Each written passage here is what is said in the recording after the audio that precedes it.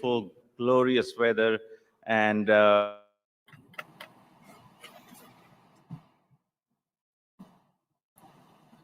2 years just feels unreal, but it is real. And for the Cyber Future Summit community joining us online, welcome, and hope you stay as engaged as you have been with us and with the rest of the community over the last year and a half as we have been navigating this whole remote conversations and collaborations.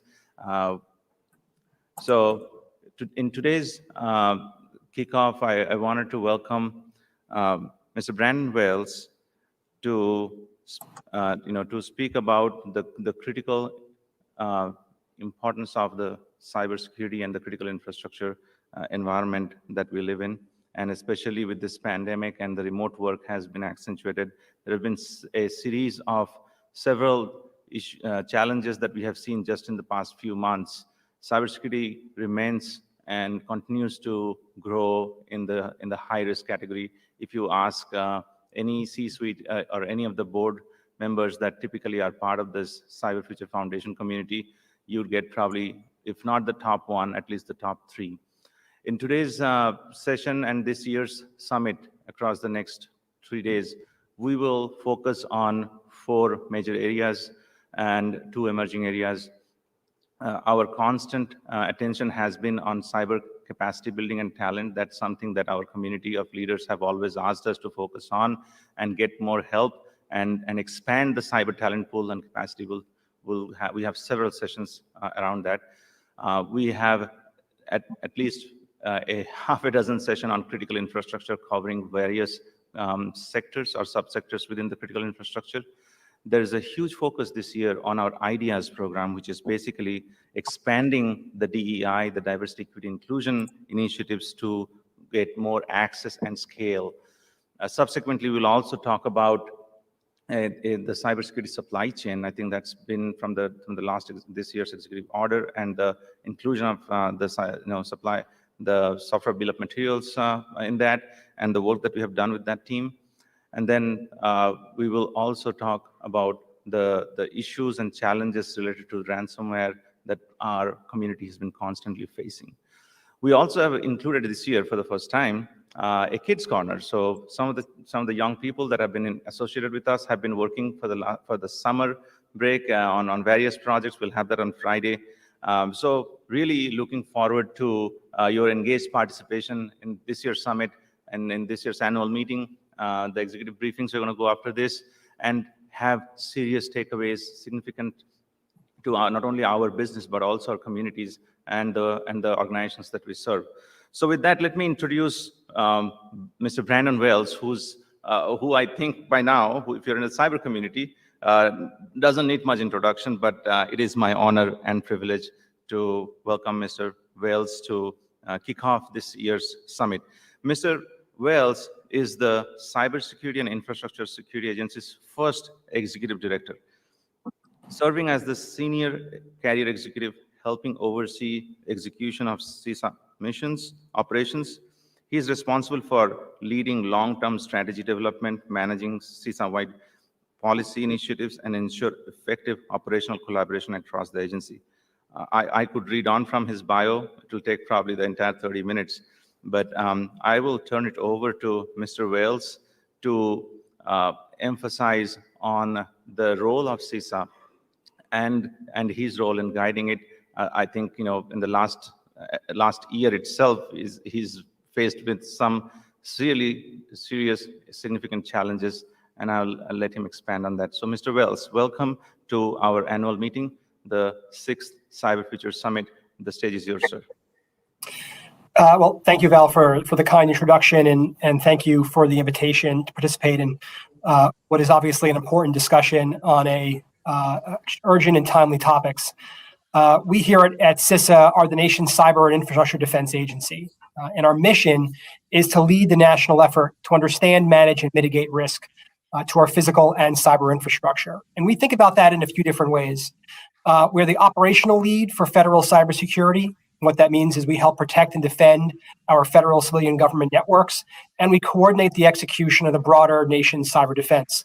leading asset response for significant cyber incidents, as well as ensuring that timely and actionable information is shared with public and private sector partners.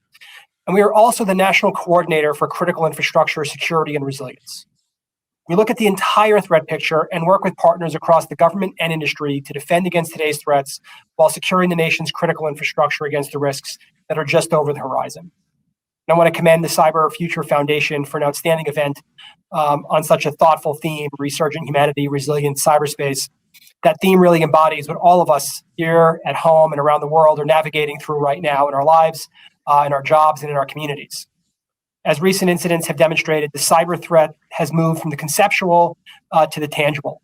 Over the past year, we have seen cybersecurity intrusions increase in prevalence and impact, targeting some of our nation's most critical functions, banks, hospitals, oil and gas companies, and nearly everything in between.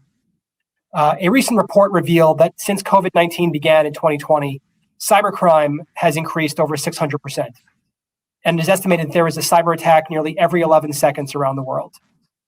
Especially during the pandemic, we saw cyber threats and attacks against frontline national critical functions that were responding to the pandemic, targeting hospitals, school districts, and companies. All of these organizations were obviously in the midst of full-scale shift to virtual environments and keeping our communities and nation running. Vaccine development, research, manufacturing, distribution was also an attractive target of cyber criminals and nation states over the past year and a half. CISA, in close partnership with DoD, the Department of Health and Human Services, and others, work to enhance the security of the vaccine supply chain. We targeted a small group of entities whose disruption to company operations could have had a material impact on the vaccine manufacture and distribution. For non-US based entities, we collaborated on outreach via international partners. And our COVID-19 task force within CISA developed and continues to execute a strategy for ongoing outreach to over 5,000 healthcare delivery organizations identified as relevant to the COVID-19 response.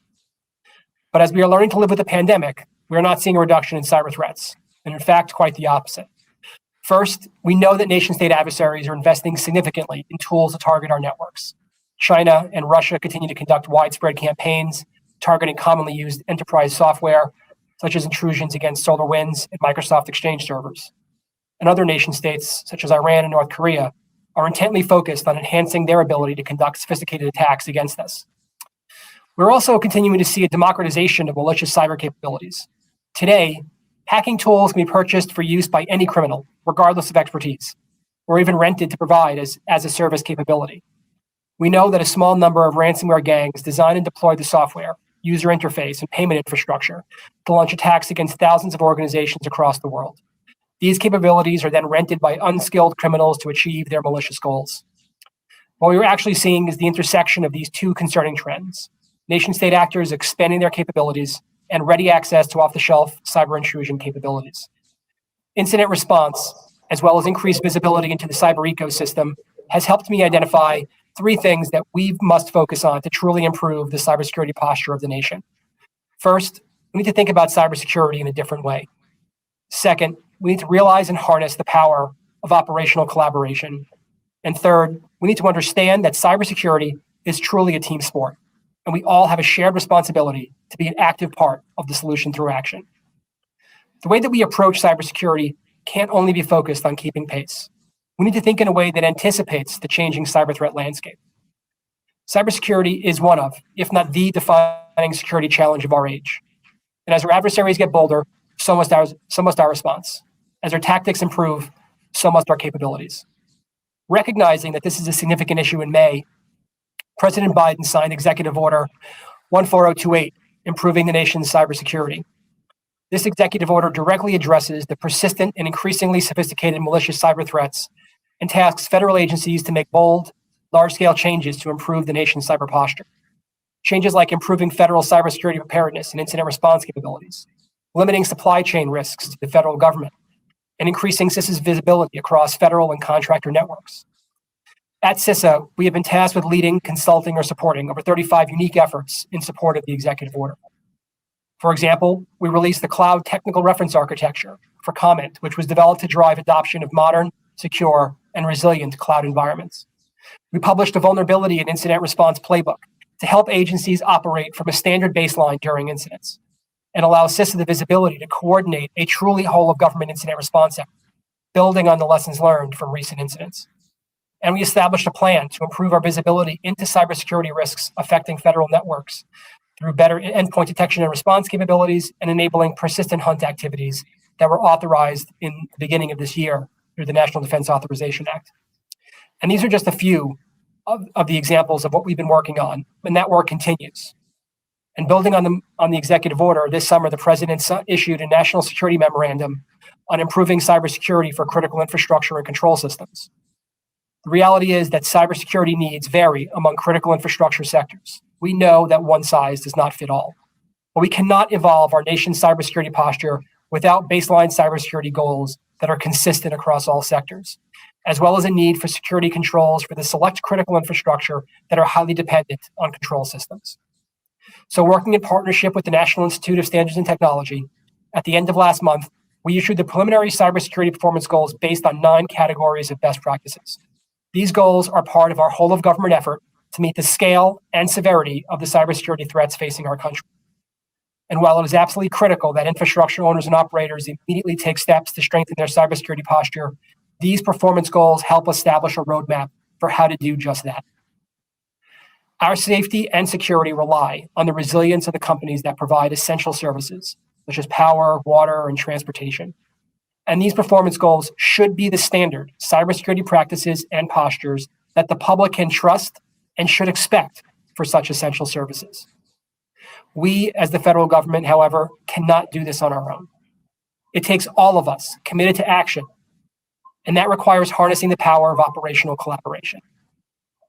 CISA was built to be something different and unique, not a traditional government bureaucracy, but something more like a public-private collaborative. Collaboration is built into our DNA. Partnerships are our strength. Our ability to share information broadly about threats and vulnerabilities, to enable early warning, and prevent other victims from getting attacked. The vast majority of our critical infrastructure is in private hands. Pipelines, energy companies, internet providers. They're just some of the types of industries that enable our way of life. Our goal is to breathe new life into something we have tried time and again, public-private partnership, and evolve it into public-private operational collaboration, moving us from basic information sharing into information enabling, providing timely, actionable, and relevant data that can be used by network defenders to help increase the security and resilience of their networks. To move us closer to this model, in August, our director, Jen Easterly, launched the Joint Cyber Defense Collaborative, the JCDC. The JCDC brings together the power of the public and private sector for a whole-of-nation approach to collective cyber resilience.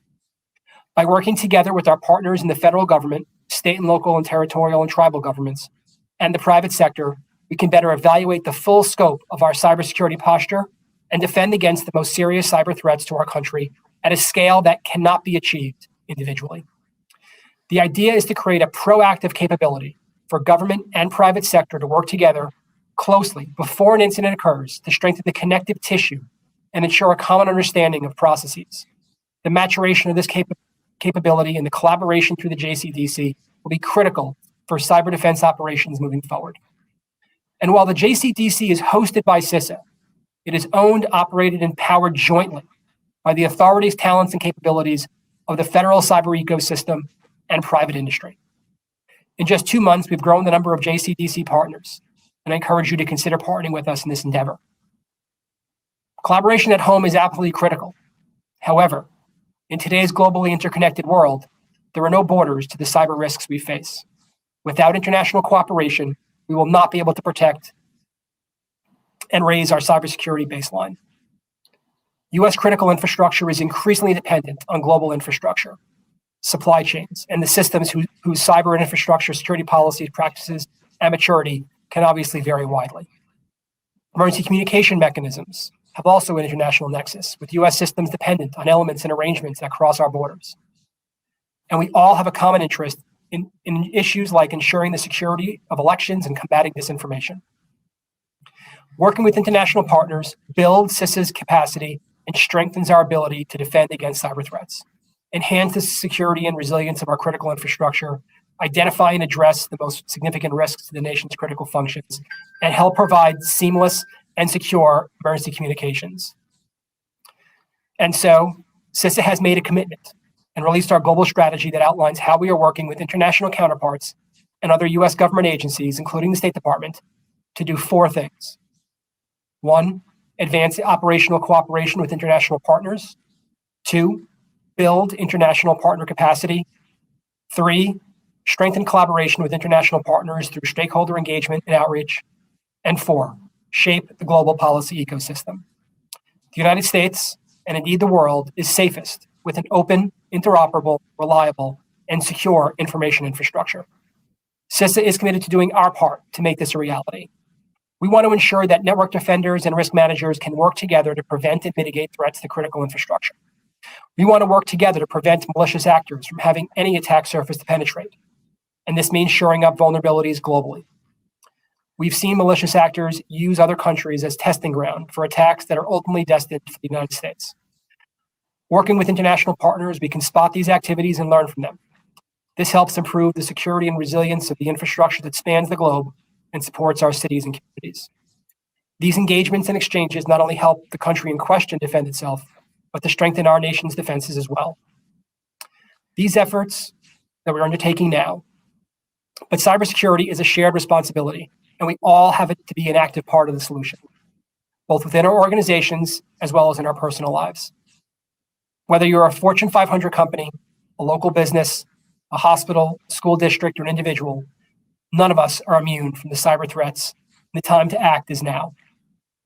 For organizations, we ask that you continue to promote the implementation of basic cyber hygiene, both internally, but even more importantly, externally with the companies that you do business with, your vendors, your suppliers, your partners.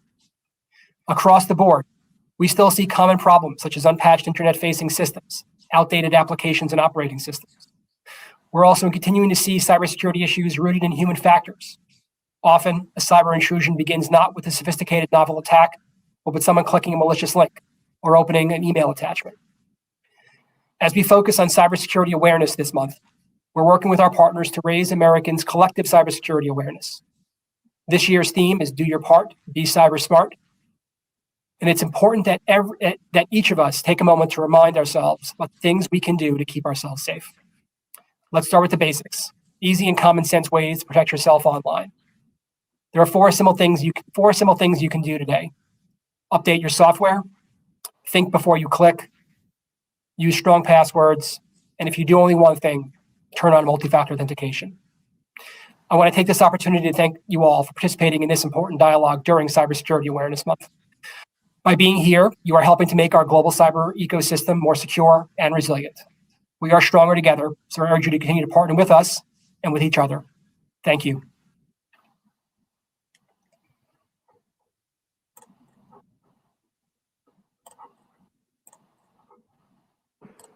Well, thank you, Mr. Wells, for your remarks. I think this captures so many of the issues and challenges that this particular community is very much involved in. Well, we have a few minutes for Q&A. Any questions? Or I have several in my mind. I can just go rattle off, and I think you can push the button on the desk, and you can ask a question that will be.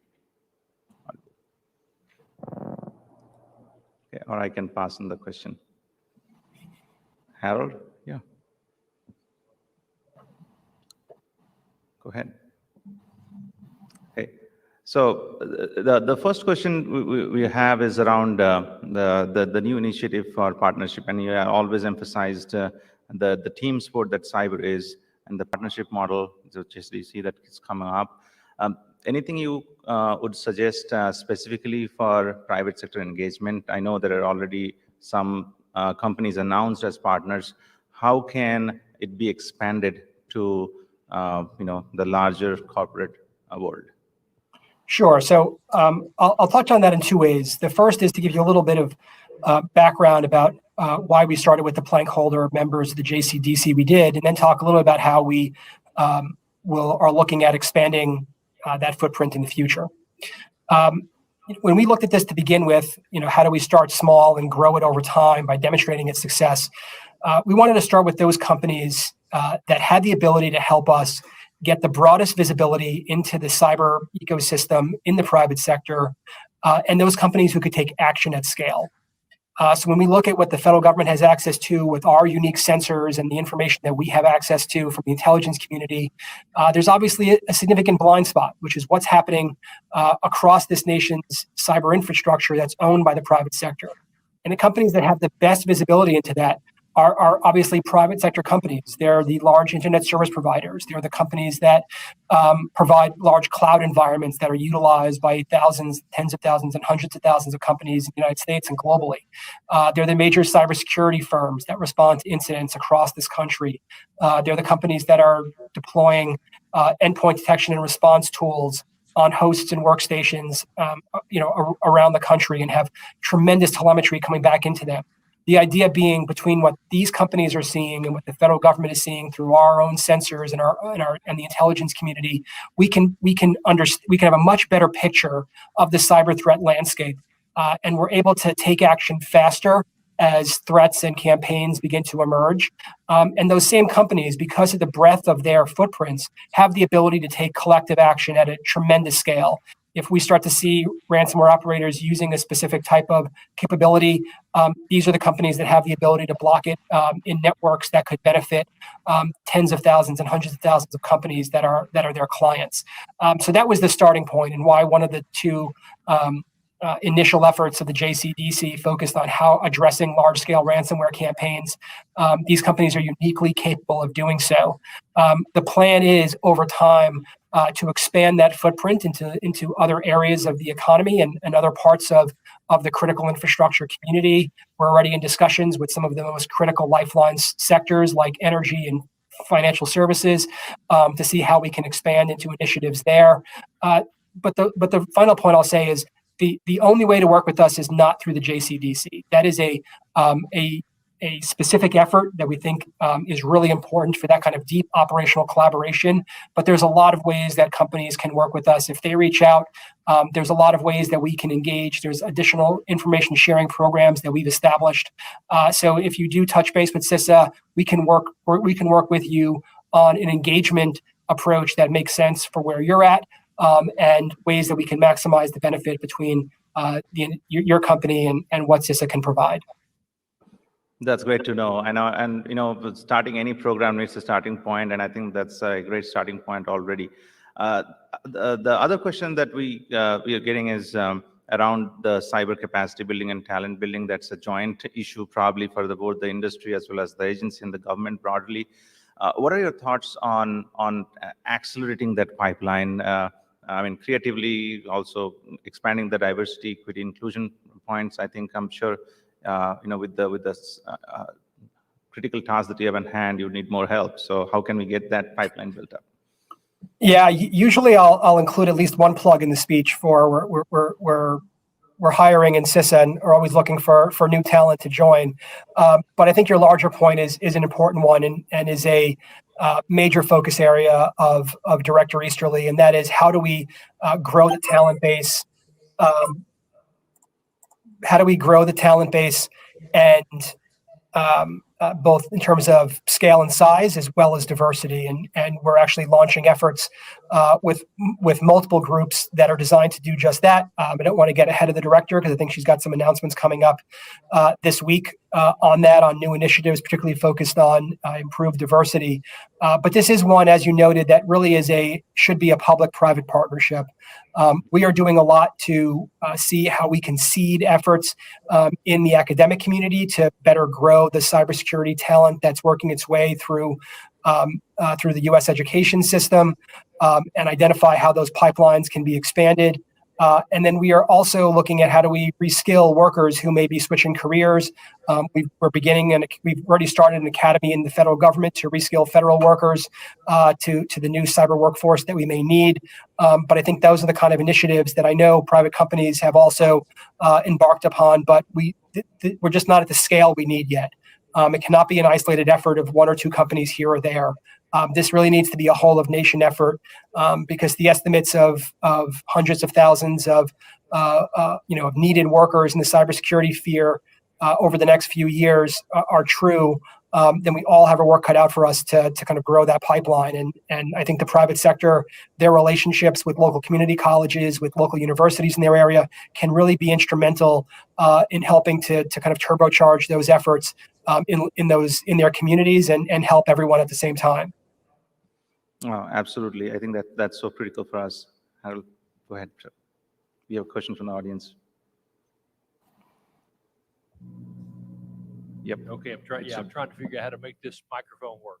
Director Wales, my question is, I think everyone is aware of the micro issues of different companies, healthcare systems, integrating their systems and the cybersecurity problems that brings forth on a macro level with the GDPR, the CCPA, and the Canadian and the Australian, and all of the different frameworks around the world.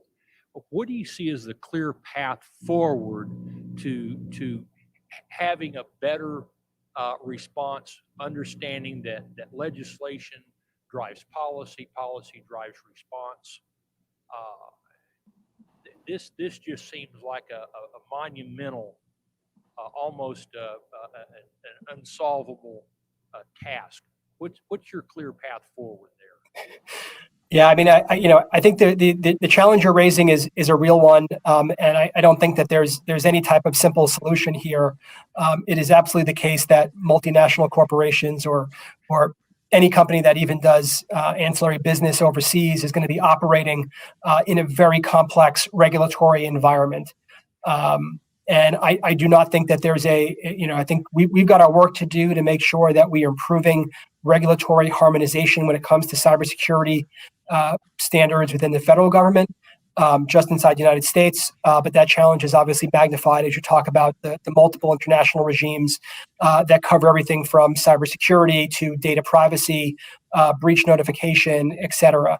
I think we are trying to take some small bites at the apple. CISA sponsors and works on a cybersecurity forum with the various regulators throughout the federal government to try to improve our ability to understand what's coming down the pike and what we can do to improve consistency and share best practices when it comes to cybersecurity activities that are taken even just within the United States. We do spend a lot of time talking to our international partners, but I don't know that there's something quick and easy in the short term that's going to address the challenges that companies have in terms of that regulatory environment. I do think when and where there are kind of specific problems that have emerged, the sooner that those are raised with us, the sooner that we can begin to work with our critical international counterparts. We can work with with Congress. That has happened from time to time. You saw things like the Cloud Act in response to some of the challenges of data localization and cloud-based access to cloud-based evidence. But there are going to be plenty of other examples like that, and I think early awareness and discussion with us and the government that are designed to be advocates for the critical infrastructure community, the better we're all going to be. Thank you, Mr. Wales. Probably just one last question coming from the audience. You dealt with probably a series and an onslaught of supply chain issues just taking office and in different roles that you've had served. And then again, the industrial control system and the OT showed a different face of that challenge, right? So in this remote world, and most of the folks that are going back to office is still going to be a significant amount of hybrid world. What's your advice for the people engaged, both corporate side as well as learners, to understand and also learn this quite physical world of us, right? And then specifically, I think one of the audience asked about the control environment lab resources that's made available. How do you want to engage with those people so that they can learn more effectively? Sure. So, I think the challenges brought about by the digital transformation and the tremendous growth in remote work are real, and we've seen both nation-state and criminal actors dramatically accelerate their efforts to target that remote workforce or to utilize the cover of the remote workforce to target the systems that enable it to happen, things like virtual private networks, were an attractive target over the past 18 months, particularly from nation state actors. I think the most important piece of advice I would give is that network security officials really need to think hard about how their network has changed. How do we operate in a boundaryless network, and the types of ports and protocols and the types of hardening that they should put in place to ensure that their networks are protected. I think if you look back at the example of the SolarWinds intrusion, the intrusions that were enabled by the compromised SolarWinds devices, many of that could have been protected if that SolarWinds device was not enabled to be internet facing. And in order for that device to operate and manage network traffic, it did not actually need full internet access outside of your network. And particularly for devices like that SolarWinds device or like Microsoft Exchange servers that often have elevated privileges by default, think really hard about how do you harden that device, how do you improve the logging around that device, and how do you minimize the ability for those devices to make changes inside of your network device. All of those things are extremely important. I would encourage folks to look at some of the hardening guidance that we released as part of the emergency directives to our federal government agencies to deal with some of the major compromises over the last year, because some of that advice, while very specific to those products, can be extrapolated more generally to the types of to more general set of risks that agencies and companies face.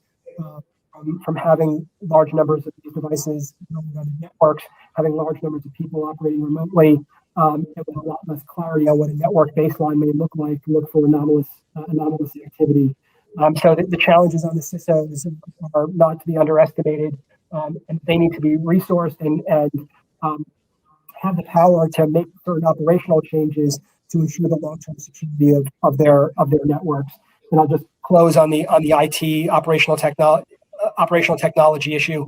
This is one that this agency has spent a long time focusing on. We operated the ICS cert for a number of years before we blended it into the rest of our efforts, just because ICS work is so common in all of the critical infrastructure engagements that we do. The performance standards we released this year start with ICS because we recognize the real criticality of that. We're doing some work on testing and simulation. There's a lot more work to be done there, and that's work that's often done in close partnership with the vendors who make up the core of the ICS community. We spend a lot of time talking to that community through our joint ICS working group, and so there's more to come.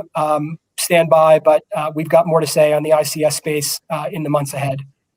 Excellent, and thank you for all the responses and answers, and great to have your thoughts, Mr. Wells. I know we're a couple of minutes over, so thank you for staying with us a couple of extra minutes.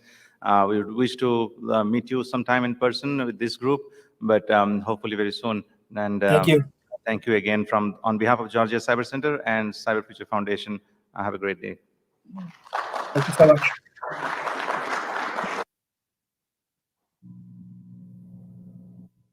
All right, good deal. So that was a great set of statements, and thank you for your questions and participation from online as well. We're going to kick off the next panel, and for that I would welcome my good friend and our Vice Chairman, Dave Marwell, to introduce his panel and take it away from here.